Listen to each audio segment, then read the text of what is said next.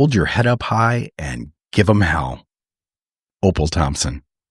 My horse was white that I was assigned, and there was this story of a white witch on a white horse that's historic there, like for 100 years. And so here I come. So I had my village, but then I was assigned to villages 2 and 3 hours up the mountains that were just a whole different deal. And I would scare the shit out of people. It's like, and it took months for anyone to tell me this. So I actually switched to a brown horse.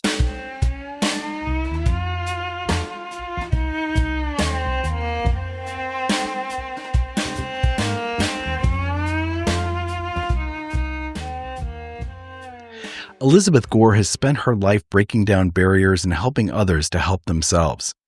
Whether college classmates seeking independence, Bolivian women farmers seeking empowerment, or 1.5 million entrepreneurs seeking business success through her company, Hello Alice, Elizabeth's impressive accomplishments are inextricably linked to the progress of others. I'm Christopher Wurst, and this is Soft power. Powerful. Soft Power. Powerful stories. Powerful. Soft. Powerful. Stories. I grew up in South Texas, and I grew up in an agriculture environment. So we raised Black Angus cattle and quarter and paint horses. My dad was a U.S. veteran turned entrepreneur and built a business from scratch. And so I love following in his footsteps as an entrepreneur. And then my mom was a rancher. And the most important person for me growing up was my grandma Opal. She was the most important, I would say, influence on my life. In fact, I dreamed about her the other night, which was the coolest thing ever. That kind of agricultural roots and hard work and getting up early in the morning and is definitely where I come from.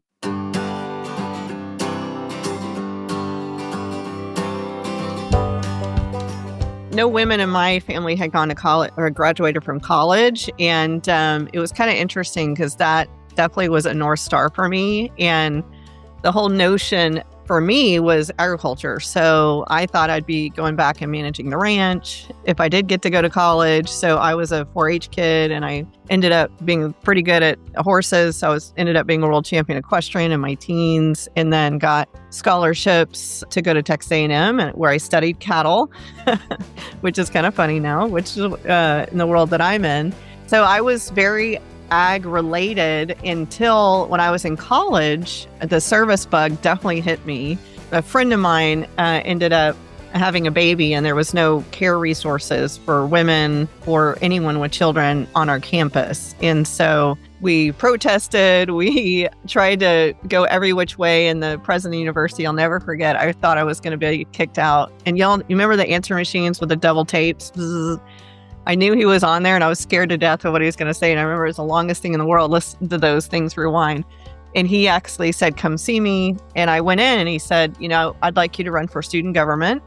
I'd like you to go about this the right way, get a referendum from the students. And if you want to get this done, that's the way you do it. So I did, and ran for student government, ended up leading the student body, where we finally raised enough money, and years later opened up the first children's center at A&M, and it just opened my eyes to service and impact. And then I ended up getting the most fortunate opportunity to work at just the front desk, not a big deal, but for former President George H.W. Bush and Barbara Bush, when they were building their School for Public Policy, Public Service at A&M. And I was so taken by all of that, and ended up getting my master's degree in fundraising. And then the second I graduated, I moved to DC. Within like a day, I went from cattle to service pretty quick.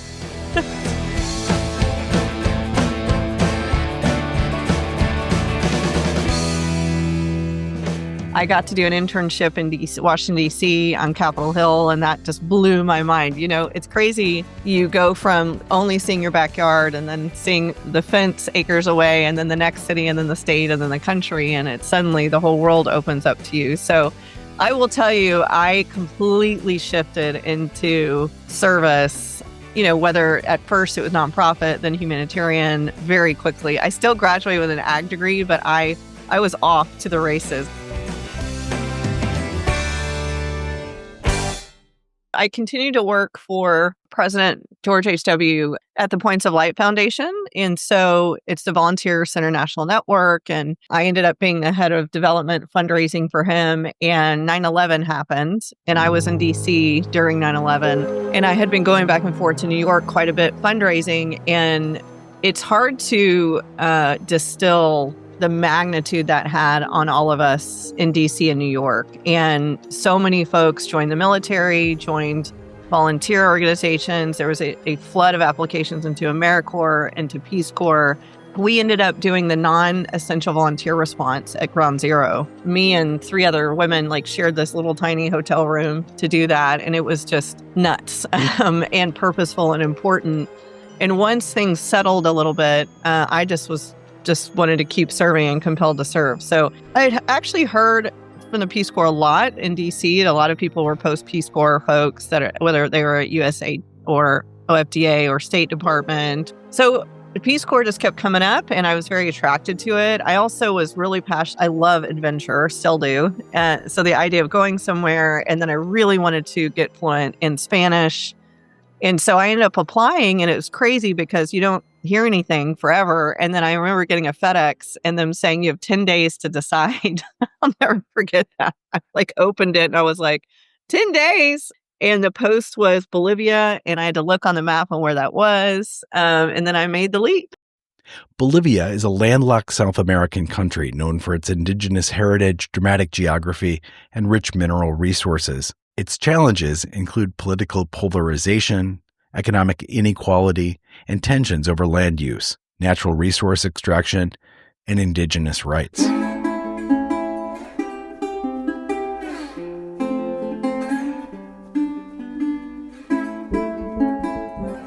Bolivia is the Wild West. I mean, when we were there was 6 presidents in 2 years. There was one coup after another. We were always pulled in to be evacuated over and over and over. I thought I was going to be in a bigger city. I don't know why, and I was in the most remote village of all the placements. I was 4 hours from even a post office, and we were given horses to get everywhere. There was no cars, no bikes. And so I had 35 families in my village, and as remote as you could be. So I was shocked by that. I think the thing that was hardest for me was the isolation. It really took me a while to get through that, especially because my Spanish wasn't great at the beginning. By the end, I ended up loving that. And I long for it now. Isn't that funny all these years later? It was so quiet, yet so loud. I was always fighting these pigs that were so loud to stay away from my hut. There was always children looking into my window, always curious about everything. Livestock were everywhere, kind of roaming everywhere. Yet it was very quiet at the same time, right? We lived on a river, so I could always hear the river. And the river was everything. It was the water source. It was where everyone bathed. It was where animals drank. I mean, the river was everything to this community. And then it was interesting because it was extremely hot or extremely cold. There was nothing in between. The extremities were there.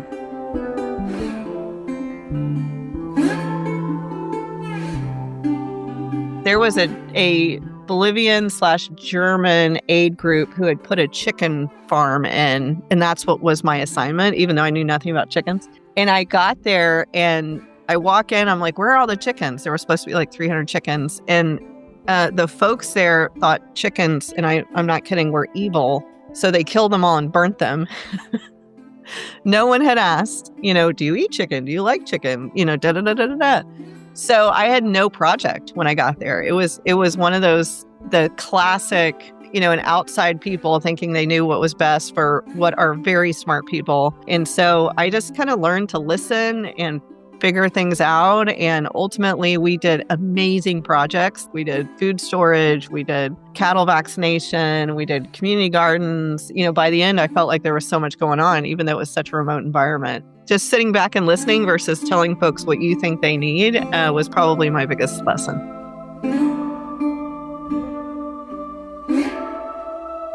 The thing that will never be written in history books, but I was most proud of was these little women's groups that we created.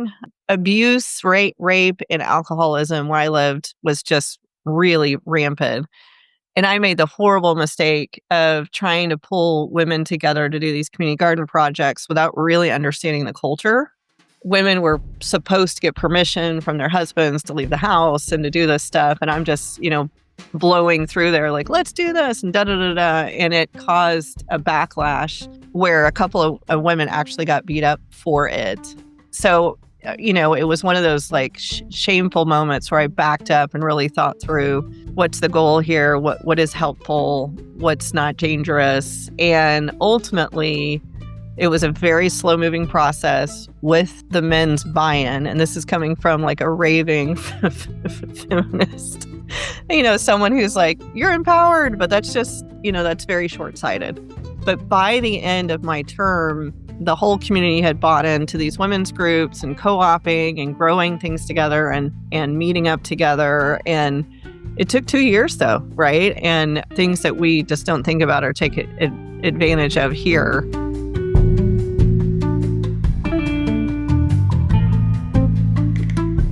And the other thing that was more practical was food storage. Because of the extreme weather patterns, there would be so much food and then none. So you'd have cattle dying, kids getting sick from malnutrition, and just simple like grain storage. And there was so much fruit for a while, then none. So canning and that kind of thing. So just reliable food accessibility for livestock and people year round. That was really, really important. And I was super proud of that. I developed just these rapport with farmers, ranchers out there, these older ag gentlemen who I just learned so much from, right? Like getting in the dirt, really understanding their techniques and so on. And then I could come in and be like, well, if we all pull money together, I can go to the city, which they would never do, and buy a grain silo. They knew how to do everything. It was just the accessibility of stuff like that. So just really listening and learning and eating your own humble pie and gleaning everything from every little conversation.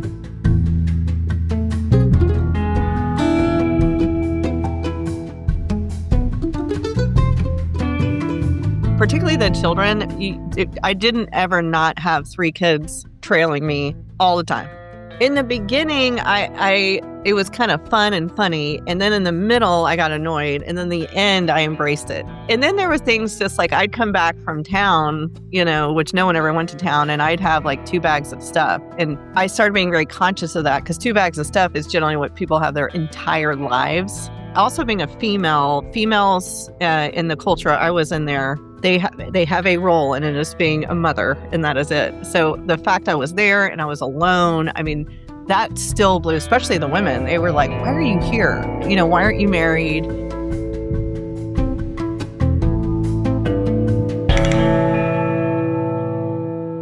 Well, it picked me up a husband. I wasn't expecting that.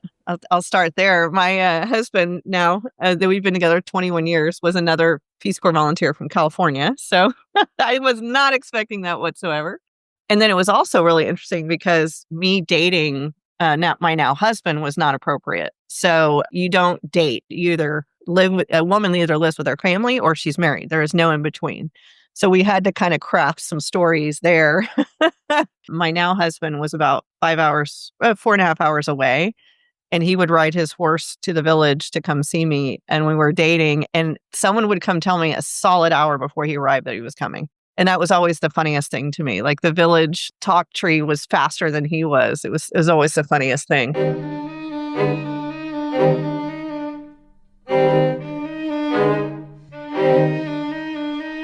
I'm a Christian and I believe in God. And what emboldened my spirituality was the religions that came out of these little villages. And also when I was in Africa working, there was just such a sense of spirituality. And that might be based on the river. It might have been based on, we would call it voodoo. They certainly wouldn't, but a different kind of craft. And I had so much respect for all of it. And I thought it was quite beautiful. And the spirituality was not because of a man-made whatever, driven down their throats. And I just thought that was beautiful. And I learned a lot in the reverence of that. And also there was not a high literacy rate. So most of this was passed down through storytelling, through song.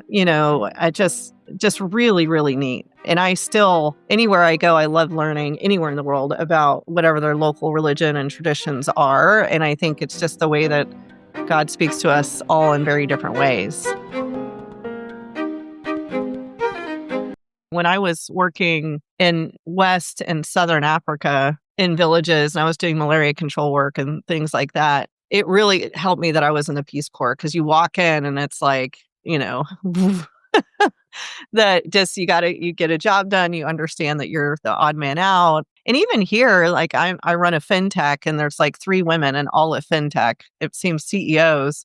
So I walk into these big conferences or fully male dominated environments, and like it does not faze me after being there, right?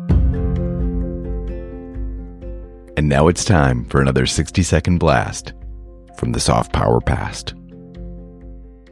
There's nothing like taking a walk in someone else's shoes.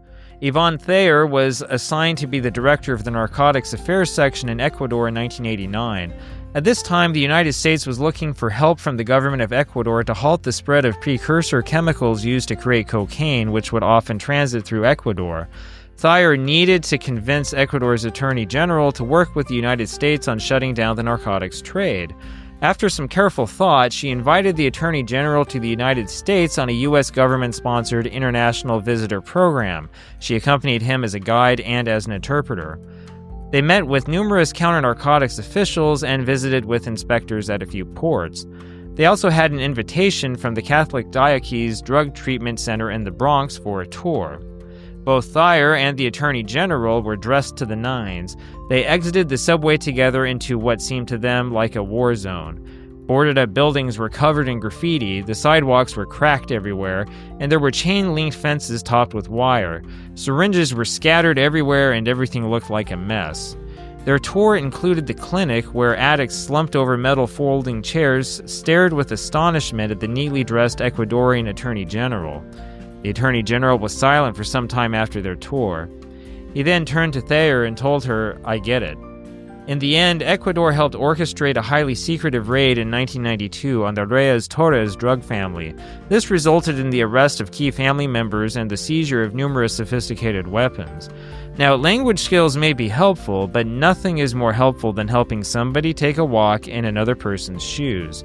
For more stories like this, please visit the archives of the Association for Diplomatic Studies and Training at adst.org.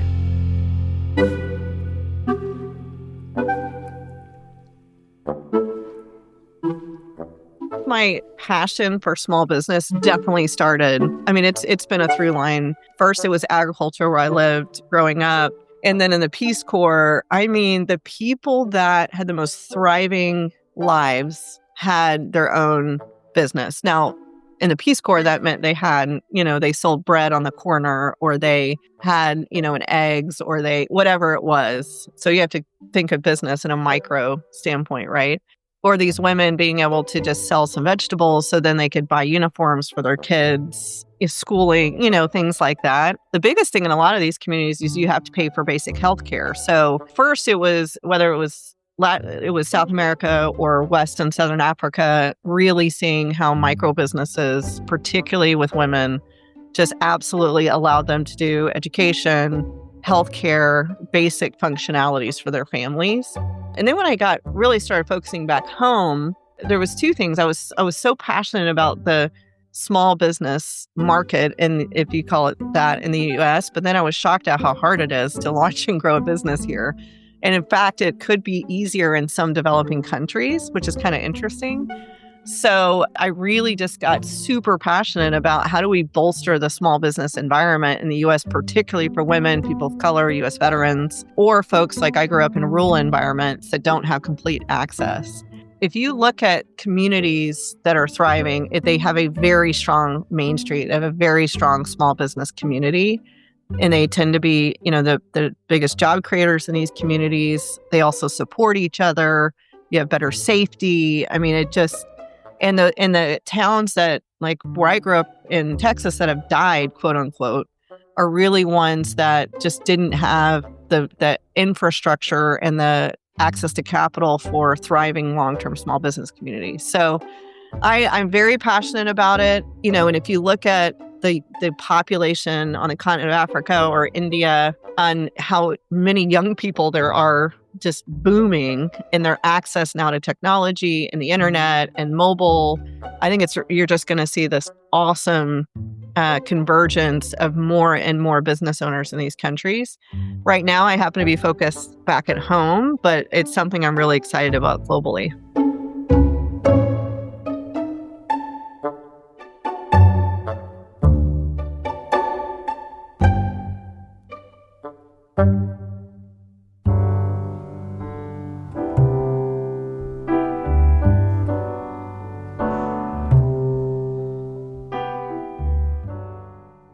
It's that time, it's that music. We're coming to the end of the episode, but not before giving Elizabeth the chance to answer one last question from our dubious Aunt Deb.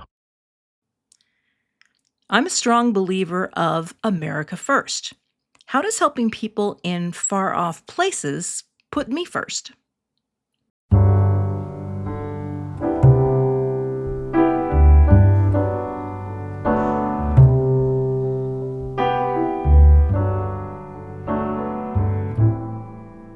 That wasn't just my aunt. It was my entire family. Remember where I'm from. I'm going to give the answer I gave in 2003 and the answer I'll give now. And in 2003, it was, I wanted to go learn from other cultures and bring that back to the United States. That was something really important to me personally. And it was less about that I was going to go save the world on the other side.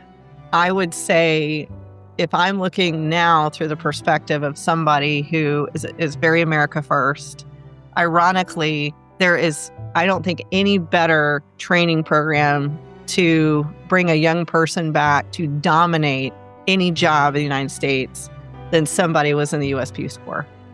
I got paid $200 a month. So let's just talk about the cost here. It was very low. And I learned skill sets, whether it was language, culture, understanding other communities, building something from nothing, all of these things. And I come back and now I run, a $100 million company. And I think that it really behooves and supports the America First notion to send people overseas, let them learn, and bring that back here. I think it's very powerful. On the flip side, if I really look at whether it was the work I did with the UN or the work I did with the Peace Corps, grateful nations tend to be good partners. And so the cost, and look, I do a lot of work with U.S. veterans, and you talk to a veteran who's been in Afghanistan, who's been in Iraq, and the juxtaposition between if they would go into a village and actually do clean water projects as a soldier versus going in and, extracting or fighting, and the goodwill that's exchanged there and the peace that comes out of that.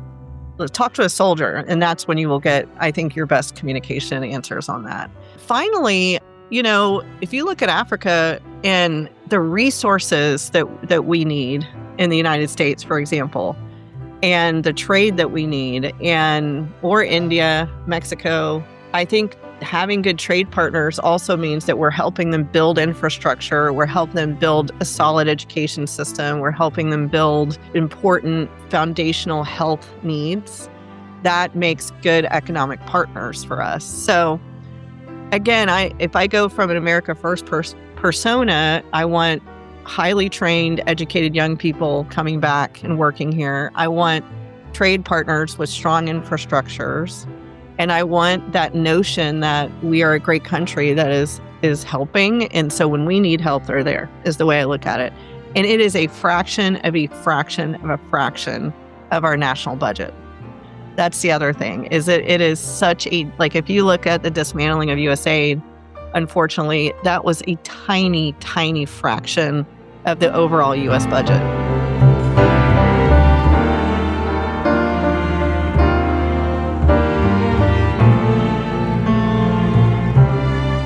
Anyone, whether it's military service, whether it's Peace Corps, whether it's the Jesuits out serving, or you look back here at AmeriCorps, it absolutely, I just think creates, like, I will put that resume on the top when I'm hiring people. I just think it creates someone who is culturally adept. Again, they're entrepreneurial. They know how to work with folks. They've had been through probably tough conditions that they got through the other side. I just think from an American workforce standpoint, it's also just so important. And then I just fundamentally believe in service. I mean, I would love to be like Israel and require everyone to do 2 years of service. And they don't have to be it could be military, or it could be, Peace Corps, AmeriCorps, whatever that is. But I just think we would be better for it as a nation.